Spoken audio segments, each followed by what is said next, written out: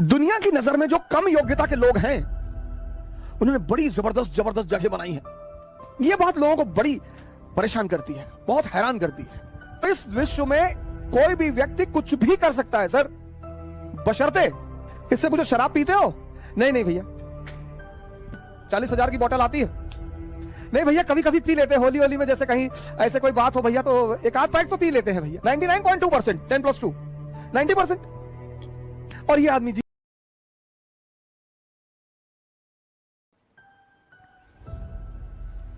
तीन क्लास है दुनिया में, capitalist class, middle class, working class. Capitalist class Ambani, clear concept.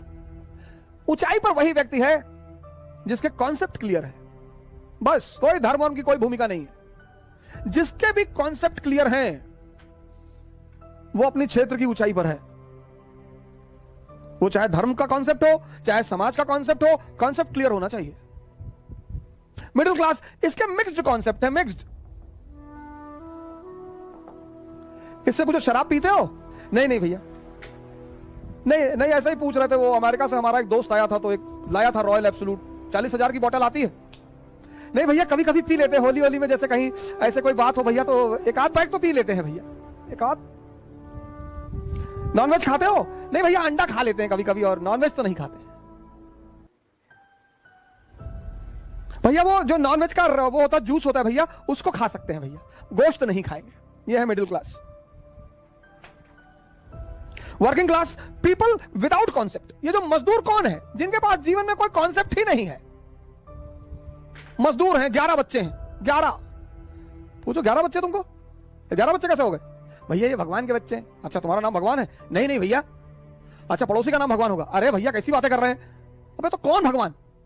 अरे भैया भगवान ये ऊपर, वो नीचे आया।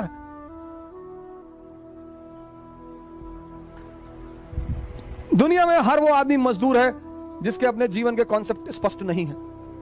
सिंपल सिद्धांत है। दुनिया में हर वो आदमी महान है जिसके अपने जीवन के कॉन्सेप्ट क्लियर है। ये करना है मतलब करना है। क्योंकि आप बाहर निकलोगे, जितने लोगों से बात करोगे उतना कंफ्यूज होते चले जाओगे। हम पढ़ा सकते हैं तो इस दुनिया में कोई आदमी कुछ भी कर सकता है।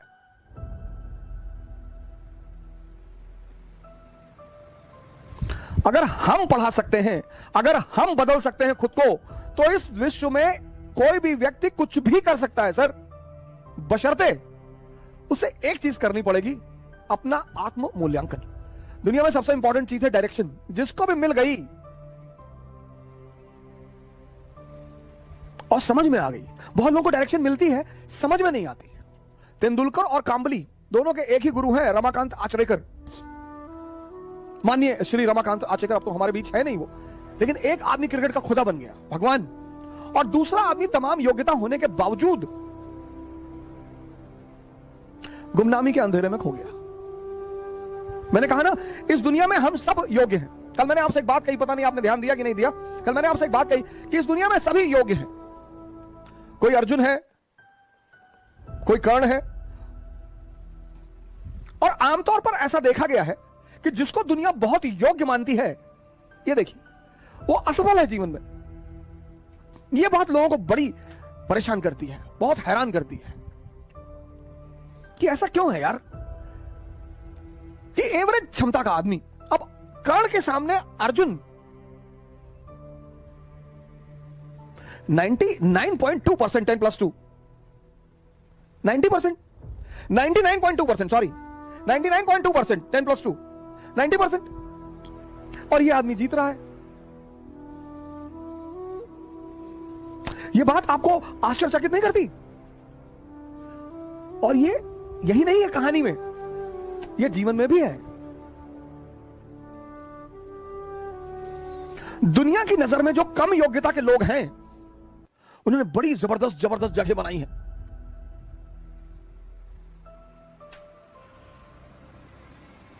दुनिया में जो कम योग्यता के लोग हैं उन्होंने बड़ी जबरदस्त जबरदस्त जगह बनाई है। क्यों है ऐसा? क्योंकि जो भी संदेह के सहारे चलेगा, संदेह, जिसको भी अपने कामों पे डाउट है, इसका सारथी कौन है? संदेह, मन, शल्य। इनका सारथी कौन है? चैतन्य, ये कल मैंने आपको बताया था, कॉन्शियस। पर जीवन में ये देखो कि तुम्हारा सारथी कौन है, और जीवन 100% रिस्क है। यहां मौत को छोड़कर कुछ भी कंफर्म नहीं है, और 98% लोग इस दुनिया में 98% लोग इस दुनिया में हर चीज का कंफर्मेशन चाहते हैं, बस ये परेशान है, यही परेशान है। 2% रिस्क लेते हैं, और जब ये 2% उपलब्धि की ऊंचाइयों तक पहुंच जाते हैं तो ये 98-90% अपने आप को सांत्वना देता है कि अरे भैया भाग्य, भाग्य भैया, भाग्य, भाग्य के बलि है भैया, भाग्य, भाग्य नहीं है। आशीर्वाद मैं मानता हूं परमात्मा का, भाग्य तो मैं मानता ही नहीं, मैं परमात्मा का आशीर्वाद मानता हूं कि आप कोई काम करते हो वो आपके सर पर हाथ रख देता है, तो कितना भी मुश्किल काम हो वो आसान होता चला जाता है। और आपको एक ऐसे कई सारे लड़के मैंने अपने टीचिंग के दौरान देखे जो आए और आते उन्होंने कहा कि सर हमें आईएएस नहीं बनना, पापा जबरदस्ती भेज दिया, हम पढ़ने आए। हम नाम नहीं लेंगे, एक यूपी कैडर के आईएएस है, मैं उनका नाम नहीं लूंगा, हमारे मित्र हैं, उन्होंने हमसे यही कहा था कि सर पापा जबरदस्ती भेज दिया, हम हाईकोर्ट में प्रैक्टिस करना चाहते थे और जब हमारा पढ़ने वढ़ने मन नहीं लगता है। हमने कहा बहुत जबरदस्त यार, बहुत बढ़िया, शाबाश, वेरी गुड। इतनी ईमानदारी है, इतनी ईमानदारी तो है कि तुम मानते हो कि मेरा पढ़ने में मन नहीं लगता। फिर एक बैग वो बंदा गायब हो गया, और हुआ क्या, अच्छा ग्रुप मिल गया, अच्छे लड़के मिल गए, अच्छे सीनियर मिल गए, और पढ़ने में मजा आने लगा, मजा आने लगा, बंदा वो काम करने लगा।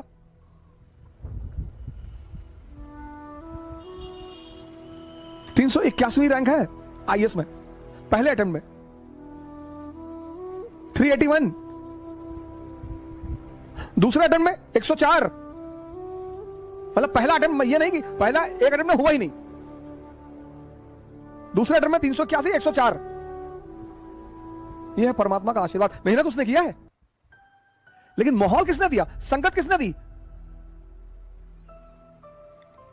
मैं कर्म के सिद्धांत पर प्रभु के आशीर्वाद को मानता हूं। भाग्य जैसी कोई चीज होती ही नहीं, भाग्य सिर्फ एक बहाना है ये 98% लोगों को अपने आप को डिफेंड करने का, ऐसा मैं मानता हूं। हो सकता है मैं गलत हूं,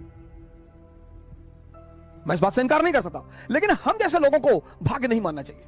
मिडिल क्लास के लोगों को कभी भाग्य नहीं मानना चाहिए, कभी नहीं, मानना ही नहीं चाहिए। अगर होता भी है तो भी नहीं मानना चाहिए, क्योंकि हमारे पास खोने को कुछ है ही नहीं। हमारे पास क्या था, हमारे पिताजी डाकखाने के बाबू थे, हम 2 कमरे के मकान में रहते थे, हमारे पास खोने को ही क्या था, लेकिन हमारे पास पाने को पूरी दुनिया थी।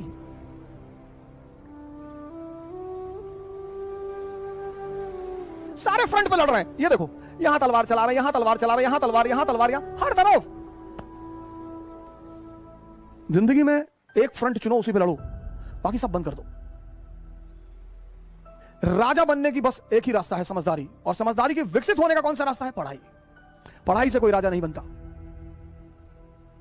फिर से रिपीट कर रहा हूं, राजा बनने का बस एक ही सिद्धांत है, समझदारी, और समझदारी विकसित करने का एक ही अच्छा तरीका है, पढ़ाई। कहानी के साथ साथ मैसेज भी मिल रहा है कि हर फ्रंट पर मत लड़ो, नहीं तो तुम्हारी सारी ऊर्जा चूस ली जाएगी, निकाल ली जाएगी, खत्म हो जाओगे।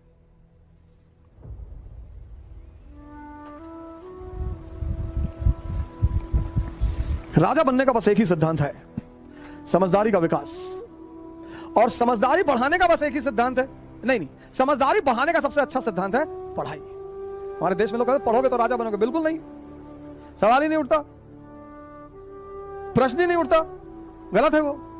पढ़ोगे तो नौकर बन जाओगे, लेकिन हां, अगर पढ़ाई से अपनी समझदारी का विकास कर लिए तब तो राजा बनोगे।